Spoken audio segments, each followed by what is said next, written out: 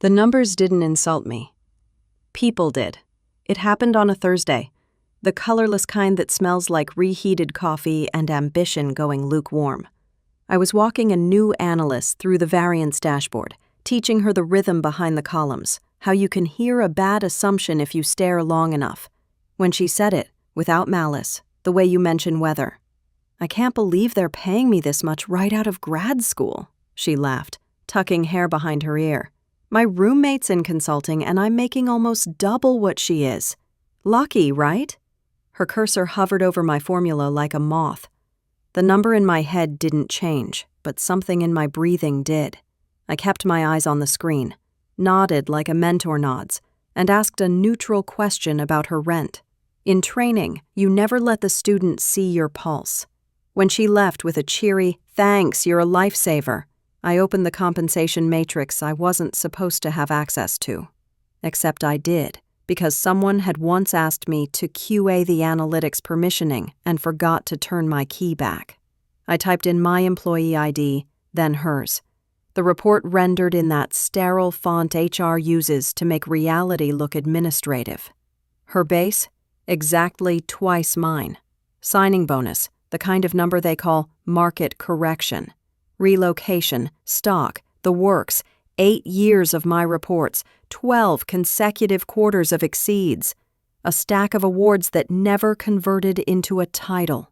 And there it was, clean as a ledger. My loyalty had become a budget line. Her novelty was an investment. I closed the matrix. Then I closed my eyes. I heard the office the way you hear an ocean through glass. Distant conversation, the soft drum of keys, laughter that always seems to come from people with better chairs. In the reflection of my monitor, my face looked like it belonged to someone competent and calm. I stayed that way. I always do. At 6:11 p.m., when the building lights dipped to their energy-saving dim, I packed my bag in silence and didn't take the elevator. The stairwell smelled faintly of dust and lemon cleaner, a familiar anonymity I needed. Outside, January pushed its cold palms against my cheeks. I walked 3 blocks to the cafe that never asks questions and sat by the only outlet that works. I opened my laptop, not the company's, mine, the one with the sticker residue and the E key that sticks if I don't hit it with a little intention. On it lived a repository I'd kept for 3 years, born of boredom and stubbornness, a process automation model that swallowed our month-end chaos and returned it transformed. Clean reconciliations, auto-documented assumptions, exception flags that explained themselves. I wrote it because I'm the kind of person who alphabetizes her spices and doesn't brag about it. I wrote it at midnight, on Sundays, vacations, those small hours when nobody needed anything from me. I wrote it under my license, on my hardware, with every commit message dated and notarized to a private worm vault, because I learned long ago that just trust us is a promise built on air. I ran the latest tests. The scripts sang, those quiet green check marks that feel like tide. The Flux engine completed in 6 minutes what used to take me an afternoon. It pulled data from the vendor ledger, ingested ERP deltas, reconciled bank feeds, wrote an audit note in plain language. I sipped my tea. The lemon was bitter. I drafted an email to HR with the subject, compensation review. I didn't mention the matrix, or the new analyst, or my 8 years of Fridays that bled into Saturdays. I didn't threaten or plead. I attached 3 marketplace salary studies, highlighted my scope creep in such polite terms they read like compliments, and asked for a market alignment review within the quarter. Then I didn't send it. Instead, I opened my employment contract. Page 3, Clause 7.3, the one they copy-paste without understanding. Employee retains ownership of intellectual property developed on personal equipment off company time, using no employer confidential materials. I took a photo of that clause with my phone and saved it to a folder labeled, "In case I forget myself." On my way home, I stopped by my mailbox and found a postcard from my mother with a sunset printed on it and a note that said, "Proud of you. Don't let them make you small." She doesn't know anything about finance or formulas, but she understands scale. I put the card on my fridge with a magnet shaped like a pear and stood there long enough for the hum of the appliance to sound like applause. At midnight, I wrote 3 sentences in my notebook, the paper one, because handwriting is how I tell my brain I'm serious. I am not underpaid. They are underinformed. Flux is mine. Silence is strategy, not surrender. I slept like people sleep after hurricanes, not deeply, but grateful the roof held. In the morning, HR replied to the email I still hadn't sent. "We're excited to discuss your growth path," it chirped. A 4% adjustment dangled like a mint at the end of a bad meal. I smiled at my screen as if it had told a joke. I thanked them for their time, scheduled the meeting, and opened my repository. I didn't rage. I didn't post. I didn't even tell my closest friend. I just pushed a new build to my private server, wrote a short readme titled, "When the System Forgets Your Name," and watched the progress bar fill with the even, indifferent grace of a tide coming in. The numbers never insulted me. People did. But numbers, unlike people, can be made to remember who taught them how to behave. In finance, we always say data doesn't lie, people format it. By Monday, I'd reformatted myself. HR had scheduled the growth discussion for Friday afternoon, which is corporate shorthand for "we hope the weekend softens you." They wanted me to come in with gratitude, not evidence. I planned to arrive with both, but first I needed a clean map of what they had built on my back. That week, I came in early and stayed later, not out of loyalty, but for documentation. I opened every report, every workflow, every legacy spreadsheet with my initials buried in a formula no one remembered writing. My name wasn't on anything official, but the systems all spoke my dialect. Shorthand cell references, macro conventions, comments written like inside jokes only I would understand. The company had grown efficient because I couldn't stop optimizing. And somewhere along the line, they mistook quiet competence for infinite capacity. On Wednesday, I opened an old email chain from 3 years ago about the Efficiency Initiative. My process automation prototype, what would eventually become Flux, was mentioned in passing as Internal Optimization Project, Phase Deferred. The decision? Deprioritized due to uncertain ownership. Uncertain ownership. That phrase stayed in my throat like glass. I clicked the timestamp. 2:14 a.m., sent from my personal account, replying to a director who'd once said, "Don't worry, Leah, we'll credit you when it goes live." It never went live. I just kept making it better. That night, I printed every relevant file I could justify touching, meeting notes, audit requests, version histories, and locked them in my desk drawer. I wasn't hoarding, I was archiving, a curator of my own erasure. At home, my apartment smelled faintly of green tea and solder from the cheap printer. I opened my personal laptop and stared at Flux's dashboard. It was elegant in its simplicity. A single dashboard where chaos turned to clarity. One button, reconcile, and the rest handled itself. I'd built it modularly, each script isolated and reusable.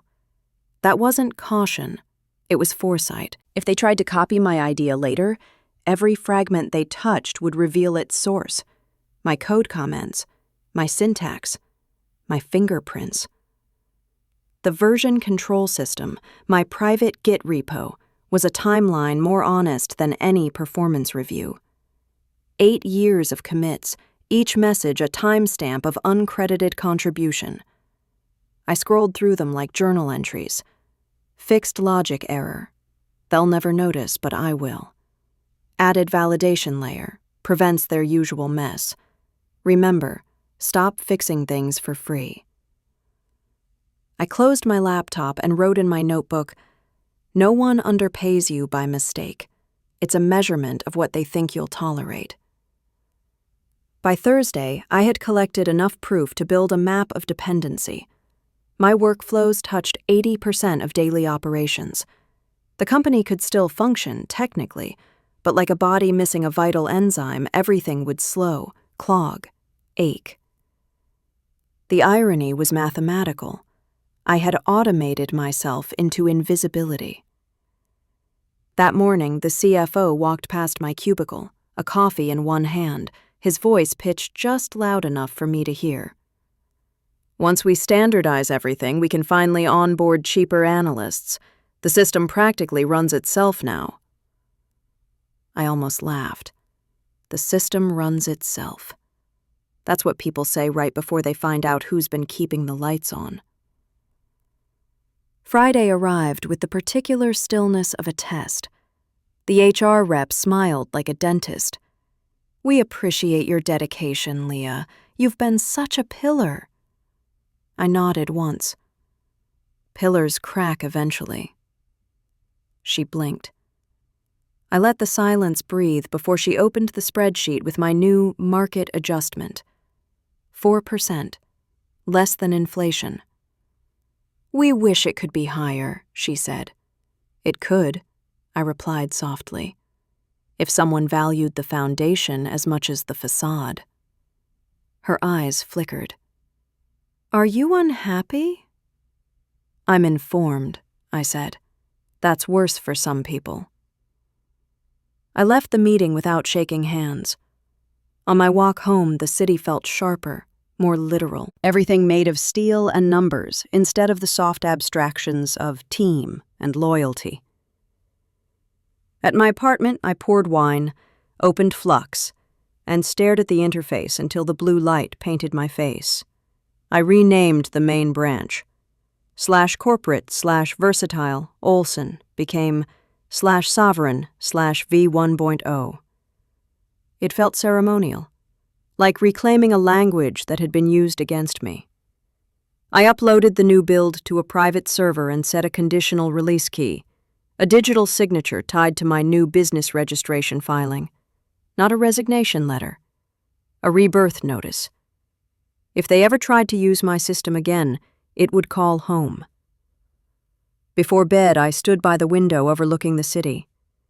The lights flickered like spreadsheets across glass, each one a cell, each cell a calculation, each calculation pretending to be objective.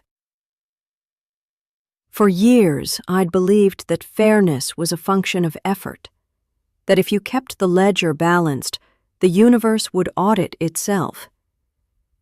Now I understood. Balance doesn't happen by accident. It happens when someone like me decides the numbers are wrong and quietly writes new ones. Next week, I'd start building something else, something that didn't need permission to exist. And when the company finally noticed what they'd lost, I wouldn't need to raise my voice. They'd come looking for the system, and the system would know who to send them to. Some decisions don't sound like thunder. They sound like a printer warming up. I printed my resignation letter on a Monday morning, so still I could hear the gears align. The paper slid out slow, steady, without apology. I read it once, tracing the ink like a signature on a treaty I'd finally stopped negotiating. Subject: Formal notice of resignation, effective 2 weeks from today. I am deeply grateful for the opportunities this company has provided. After 8 years of service, I have decided to pursue a new chapter in my professional development. Respectfully, Leah S. There was no bitterness in it, just punctuation. Sharp, symmetrical, final. I placed it in a plain envelope, sealed it, and tucked it into my bag beside my USB drive labeled Flux prototype. My personal one. Not the version cobbled into corporate workflows, but the real architecture. The one I'd built clean, independent, whole. At 8:59 a.m., I walked into the office for the first time as someone already gone. The CFO was in the hallway, laughing too loudly with a vendor.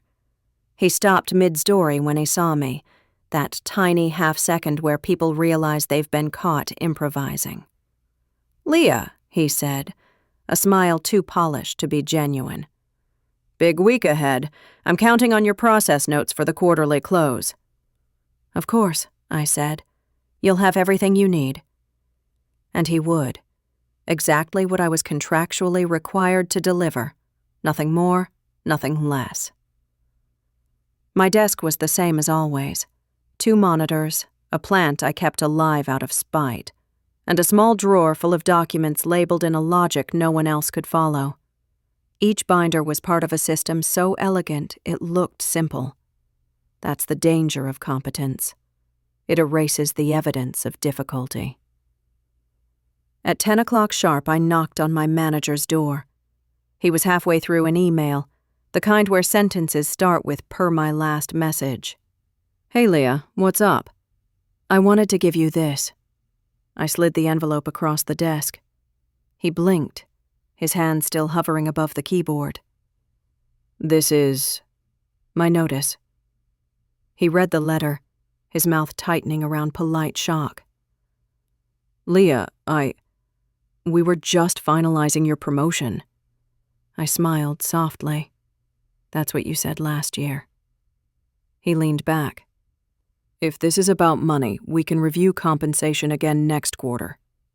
"Next quarter," I repeated. "You've said that before, too." He sighed, the way men sigh when they're out of script. "At least give me a reason."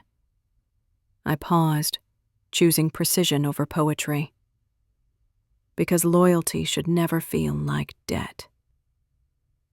That landed harder than I expected. He swallowed, nodded once, then said, "I hope you know what you're doing." "I do," I said. "For the first time, I really do." Word traveled fast, faster than any announcement HR could draft. By lunch, the office had already turned into a quiet current of side glances and whispered theories. Some thought I'd been recruited. Others assumed burnout.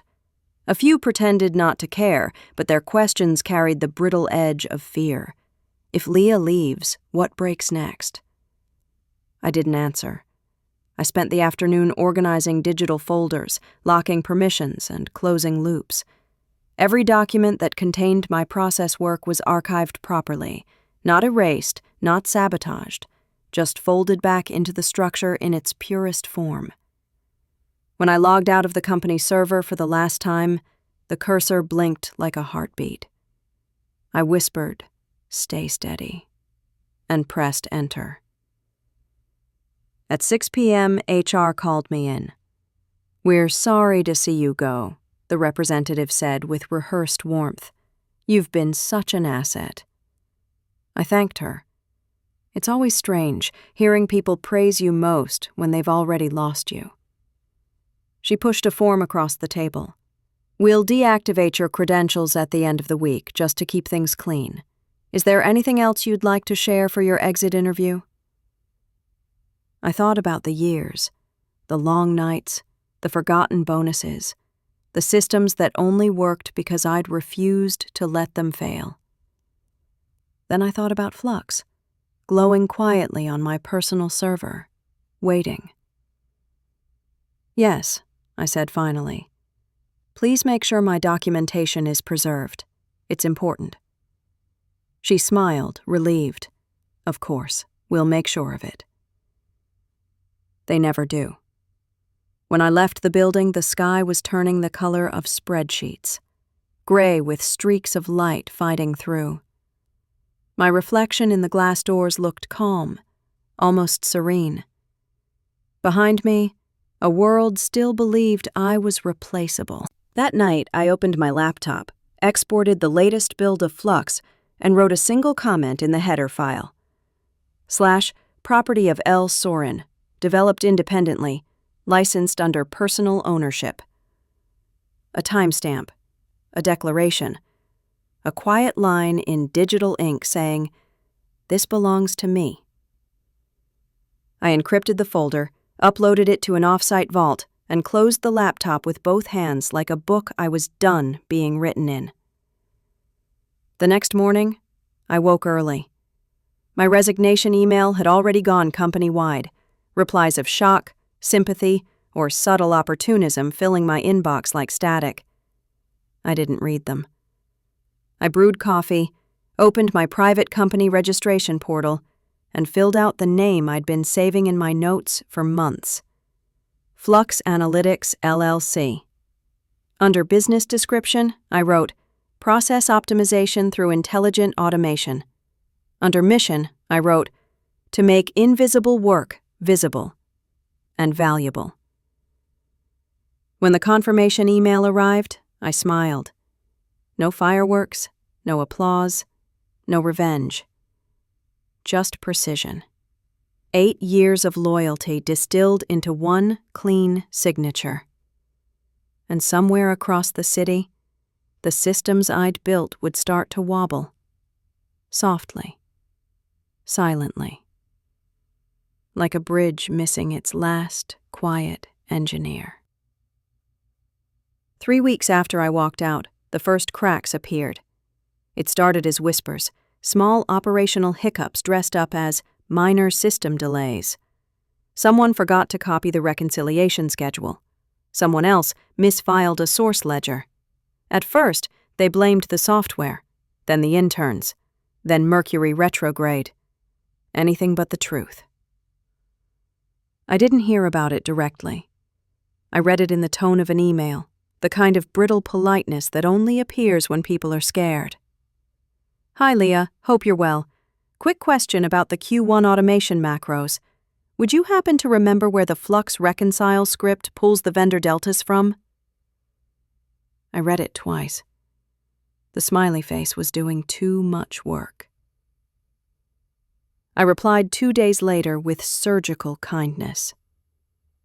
"Hi, Jenna. I no longer have access to internal systems, so I can't verify specifics. My consulting firm might be able to help once you have a contract in place. All the best. Send." That was the first thread in the unraveling tapestry. By the second week of the next month, the CFO himself reached out. The subject line read, "Urgent, reconciliation workflow issues." He opened with a tone meant to sound casual. "Hope the new role's treating you well. We're just seeing some inconsistencies in the dashboards. If you have a few minutes to help the team troubleshoot, it'd mean a lot." I stared at the message for a long time, the way you look at an old photograph that no longer feels like memory, but evidence. They hadn't just lost me. They'd lost the map. Flux, the internal version I'd built, wasn't broken. It was starving. The architecture I'd left behind relied on external logic loops that referenced scripts no one else knew existed. Not maliciously, just truthfully. I'd built dependencies around judgment, not automation. It ran perfectly when someone thoughtful used it, but thoughtful had left the building. Their data integrity started to crumble. Close cycles missed deadlines. Supplier payments delayed. The finance team doubled in size just to keep pace with tasks one algorithm had once done in minutes. By month's end, the COO mentioned operational inefficiencies in a shareholder update. The language was sanitized, but the numbers weren't. Productivity down 27%, error rate up 43%. Meanwhile, Flux Analytics, my company, was quietly alive. I'd spent my nights refining it, cleaning the interface, embedding machine learning triggers, building a licensing portal that felt effortless. Darla, my former intern, had joined as my first hire. She was brilliant, steady, exact. The kind of quiet mind corporations mistake for junior.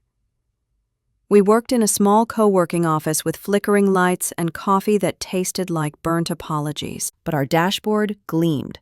Lean, fast, unbreakable. By the time the first client call came, it wasn't from some startup or friend referral. It was from them. The email came from procurement, wrapped in corporate neutrality. Hello, Flux Analytics team. We're exploring partnerships to assist with financial process optimization and data automation. We've heard strong recommendations about your efficiency engine. No mention of my name. No mention of history. Just the familiar arrogance of convenience. Darla read the email out loud, eyes wide. You think they know? I smiled, small and quiet. Not yet, but they will. The procurement process moved fast. Desperation always accelerates bureaucracy. Within 2 weeks, I was on a discovery call with their operations head. He didn't recognize my voice at first. Flux Analytics. You folks have something proprietary that can automate vendor reconciliation in real time, correct? Yes, I said evenly. Built from the ground up. He exhaled. That's exactly what we need. Our internal tools have deteriorated. I've heard that happens, I replied, almost kindly. We discussed terms. I outlined integration protocols, SLA guarantees, and per-user license fees. 5 times my old monthly salary per quarter. They didn't negotiate. They couldn't afford to. By the end of the call, they scheduled a pilot test. Implementation, 2 weeks. Payment, up front. When the first transfer hit my business account, I didn't feel triumph. I felt calibration. The universe balancing a column that had been off for too long. Darla asked if I'd tell them. That it's the same system, she said. That you built it there first? I shook my head. They don't deserve the satisfaction of recognition. The work will speak louder than the memory. Still, when the new system went live, I left one small trace. A signature hidden deep in the code, invisible to most eyes. Flux version 3.1, for the system that forgot who taught it to run. 3 months after I quit, they posted a company-wide announcement. We're thrilled to announce our new partnership with Flux Analytics, a cutting-edge automation provider streamlining financial workflows across our enterprise. The irony wasn't poetic, it was mathematical. I didn't steal anything from them, I just stopped giving it away. And the most expensive lesson a company can learn is that replacing loyalty is easy, but replacing understanding isn't.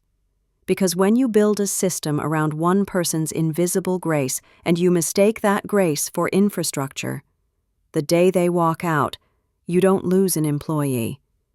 You lose the logic that made everything make sense. The official invitation arrived in my inbox on a Monday morning at 6:14 a.m., the kind of hour when sincerity hides behind professionalism.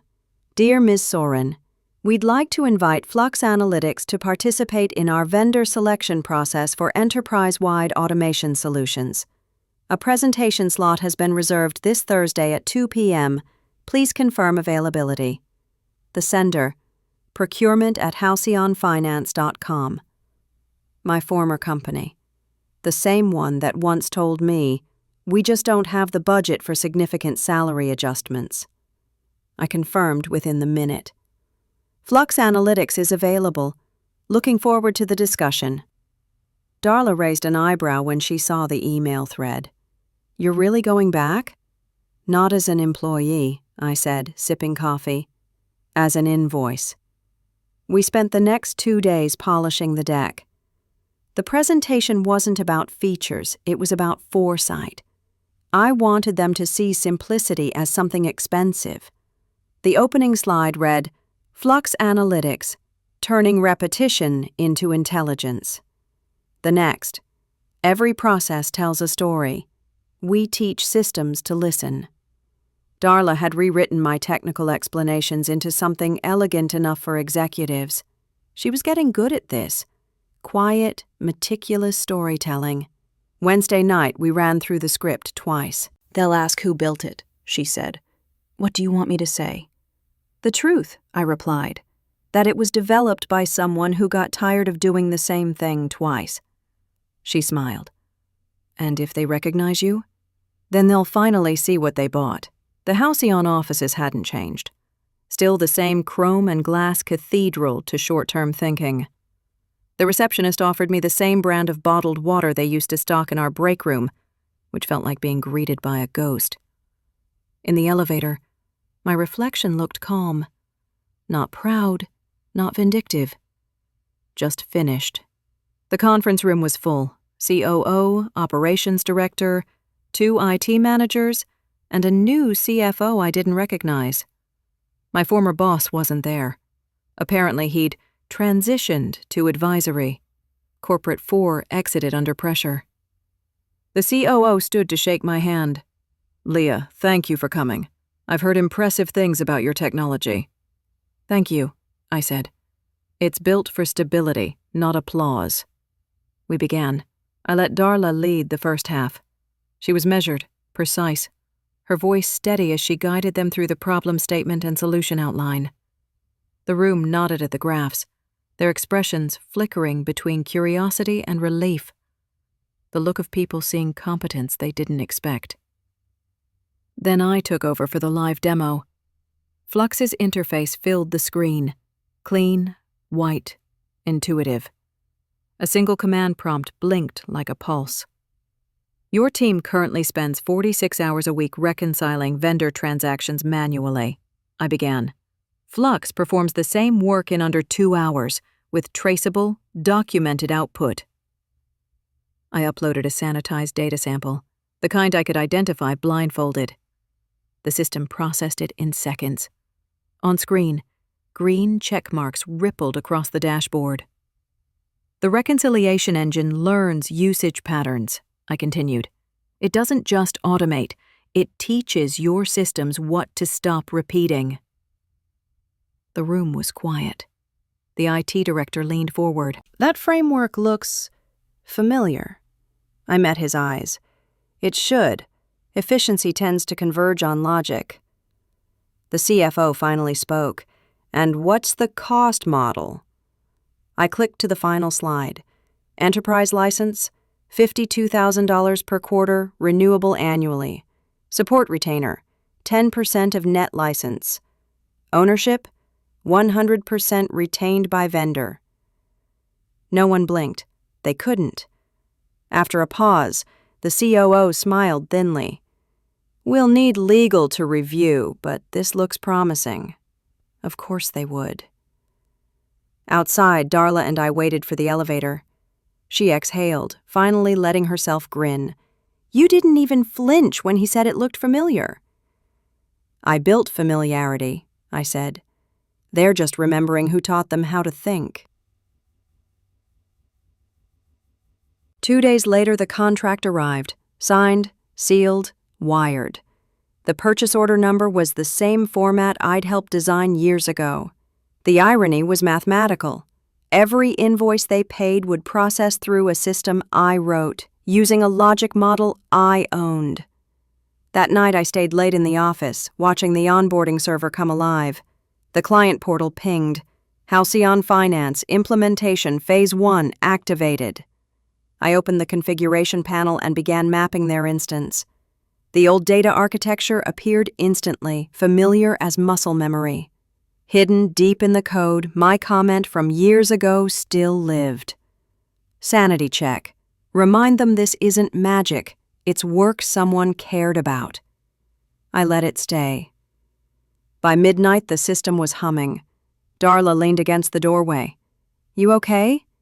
I nodded. "Better than okay." She tilted her head. "It's weird, right? Selling them what they took for granted?" I smiled faintly.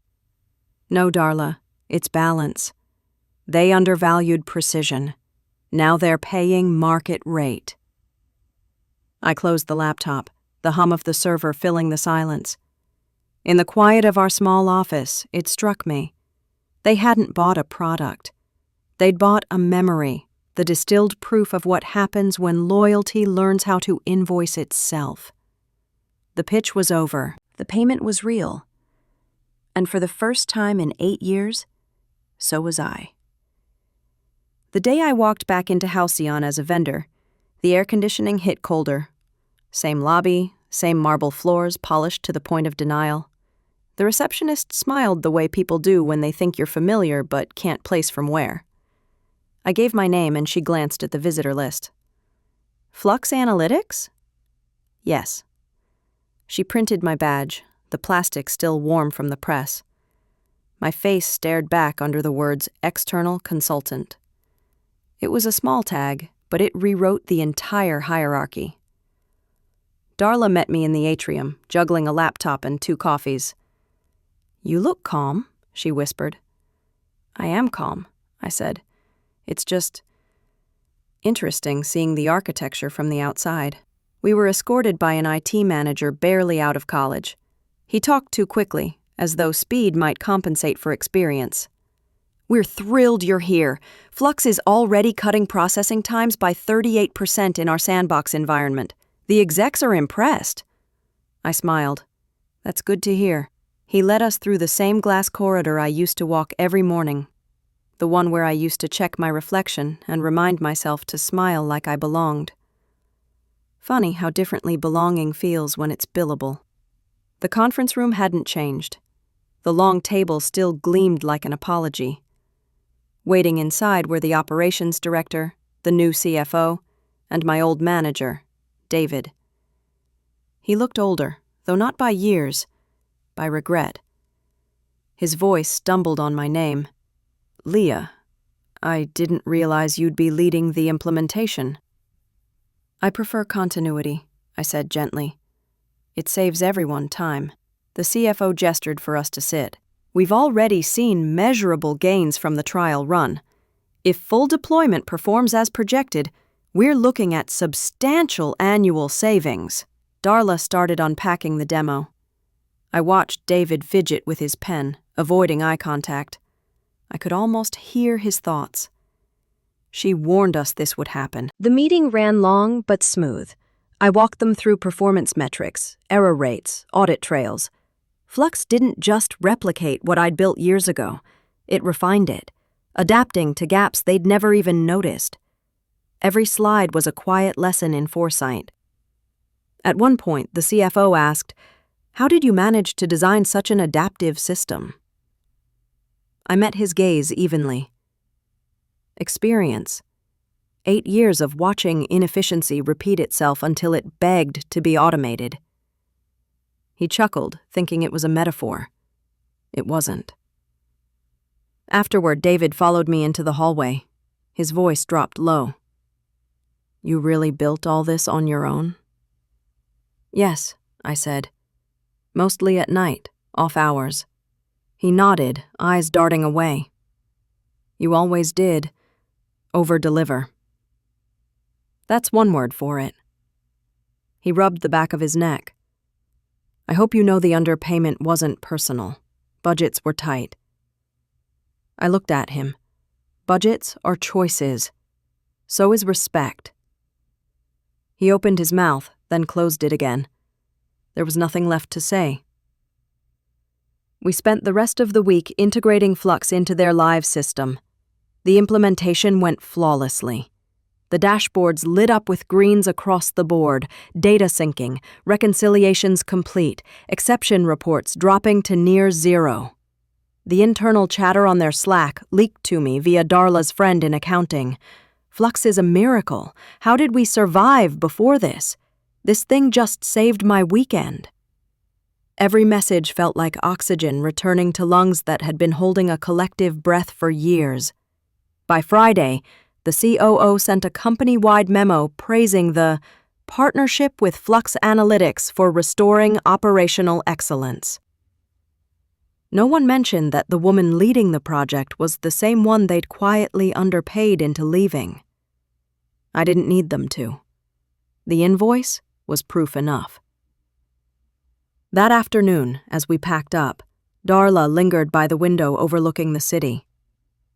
Do you ever miss it? Working here, I mean. I shook my head. I miss the clarity of building something useful, but I don't miss needing permission to do it. She smiled. You think they know yet? They will, I said, powering down my laptop. The system remembers names even if people forget. On my way out, the security guard held the door open for me. Same man from all those late nights years ago. He studied my badge and grinned. Consultant now, huh? Apparently, I said. Good for you, he replied. You always worked too hard for that desk. Thank you, I said, meaning it.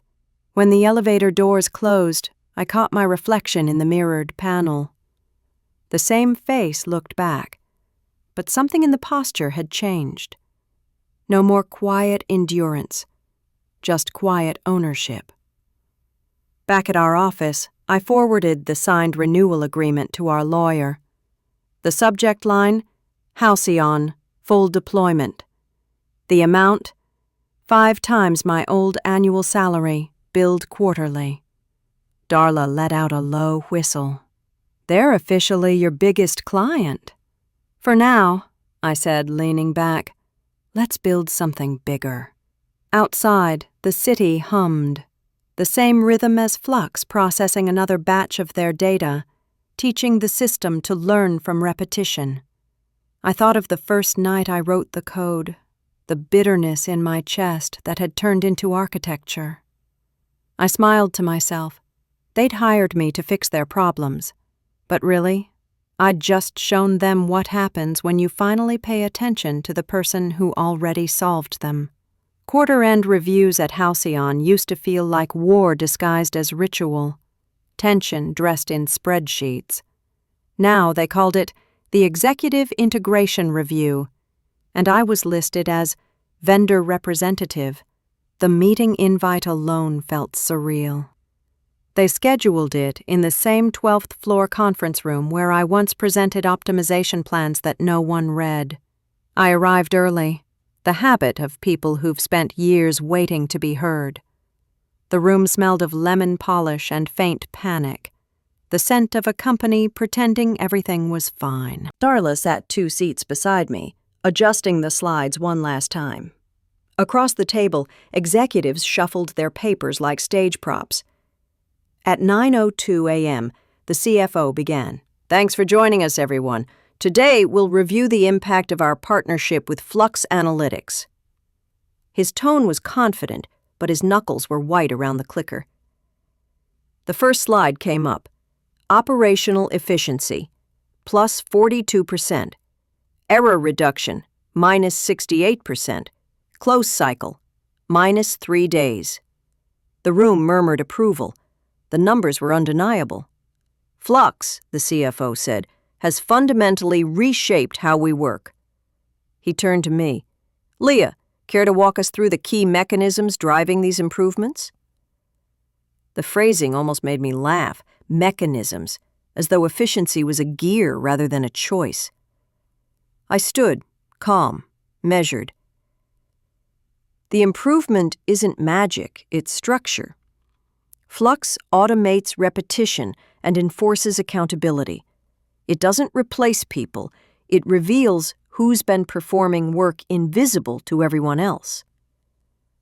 There was a subtle shift in the room, a discomfort that always follows truth stated too cleanly. The COO cleared his throat. Impressive technology, really. It's remarkable that a small team could deliver this level of sophistication.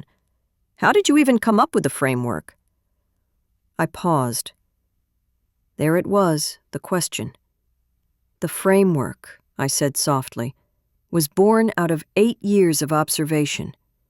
8 years of fixing inefficiencies manually until I realized I was the system.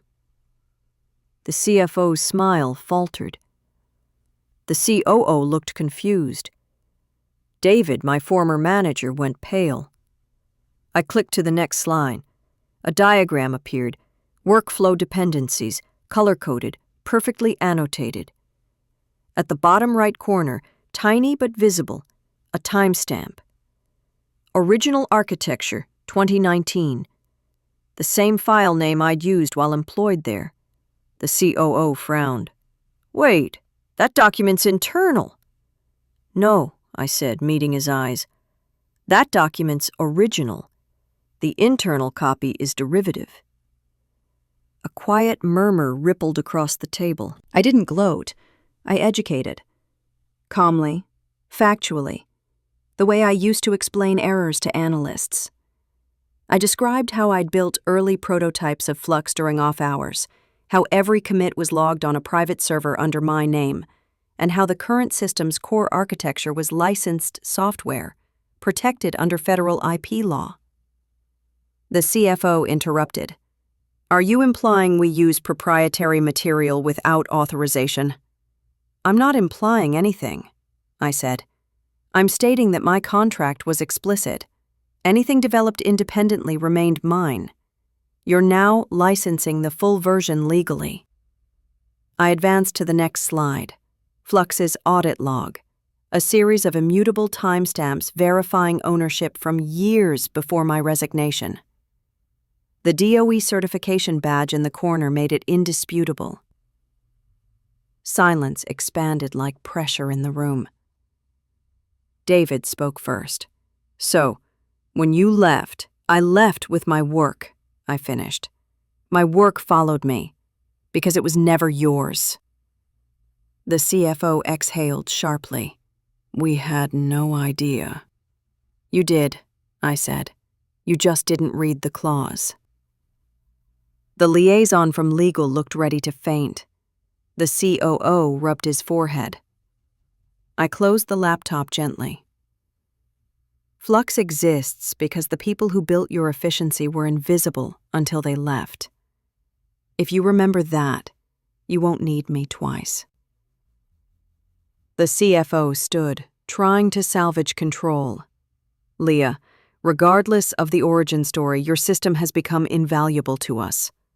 The board would like to discuss a longer-term partnership, perhaps even acquisition." "Acquisition?" I repeated, smiling slightly. "That would cost you more than a license." The room chuckled nervously, unsure if I was joking. "I'll consider it," I said finally. "But only under one condition." "And that is?" "That every employee involved in maintaining Flux receives credit in your public filings. Name them. Don't let their work disappear the way mine almost did." The COO hesitated, then nodded slowly. "That's reasonable." "It's necessary," I corrected. After the meeting, Darla and I walked through the lobby, sunlight bouncing off glass. She was quiet until we reached the door. "You didn't have to show them," she said. "I did," I replied. "Truth isn't power unless it's witnessed." She smiled faintly. They looked terrified. "They should be," I said. "Not of me, of what it means to underestimate the quiet ones." That evening, the company issued a press release announcing the strategic extension of their partnership with Flux Analytics. At the bottom, in small print, was a new line. "System architecture credited to Leah Soren, founder, Flux Analytics." No apology, no drama. Just attribution. That was enough. Because justice isn't a headline. It's a footnote that finally gets the name right. And for the first time in my career, mine was spelled perfectly. The renewal hit my inbox at 5:58 a.m. on a quiet Thursday. Signed, notarized, wired. Halcyon extended the license for 3 years, prepaid first year, with a clause I wrote and they didn't try to edit. Attribution, mandatory and perpetual. No speeches, no victory laps, just an executed PDF and a ledger that finally balanced. I made coffee and watched the kettle breathe. My phone buzzed with 3 more inquiries, one from a healthcare network, one from a logistics firm, one from a university research center drowning in grant compliance. Flux had become a rumor with receipts. We weren't famous. We were undeniable. We grew, but carefully. I hired people who love quiet problems. Darla, full-time as head of delivery. An SRE who names servers after silent films. A documentation lead who treats version notes like haiku. Our first expense was not marketing, it was audit. SOC 2, external pen test, worm vault expansion. I don't sell integrity I can't prove. We wrote a rule and painted it on the wall we never show on Zoom. Credit is a control, not a courtesy. Every deployment acknowledgement lists contributors by name, not team. Every release note preserves authorship. When a client asks to remove our signature from a footer, the answer is no. When they ask why, I say, because you're not buying mystery, you're buying memory. Flux itself kept learning. The engine grew leaner, louder only when it needed to be. We added a why layer, plain language explanations attached to every exception. Rejection, vendor mismatch, policy section 5.2. Recommendation, apply rule set B. People stopped treating automation like a black box. They started treating it like a colleague that documented itself better than anyone else. I declined interviews and wrote papers instead. Irreversibility as a service. On the latency of manual work. How to make systems that refuse to forget. They traveled further than I did. Once, a law student sent a note, "Your attribution clause helped me win a moot court argument." I pinned it above my desk, next to my mother's postcard. Don't let them make you small. We set our pricing the way I wish someone had valued me. Simple, public, non-negotiable. No founder discounts, no favors for friends of friends. When a prospective client asked for a half-off pilot, I replied with a single sentence. If you want a discount, reduce the scope, never the value. They signed at full rate the next day. Halcyon sent quarterly metrics with the new renewal. Close times down 5 days. Error rates under 1%. Headcount reallocated from maintenance to analysis. They still keep me off the earnings call. Fine. The footnote with my name shows up in every 10Q. It's the quietest room in finance, and the only one that matters. On a Tuesday, I walked Darla through our first real stumble. A client who insisted on overriding Flux's controls from the C-suite because we're different. 3 weeks later, they broke their own pipeline and asked us to fix it free. We didn't. We sent a post-mortem with timestamps, the politely brutal kind. They renewed anyway, this time with our non-interference addendum signed in blue ink. Experience is a teacher. Documentation is the grade. Evenings, I still open the original repository, Flux version 0.1, the shaky commits written after long days when I thought loyalty would carry me farther than literacy. I leave it intact as a museum of my former self. The suboptimal loops, the comments that read like apologies. The code is better now because I stopped writing it to be liked.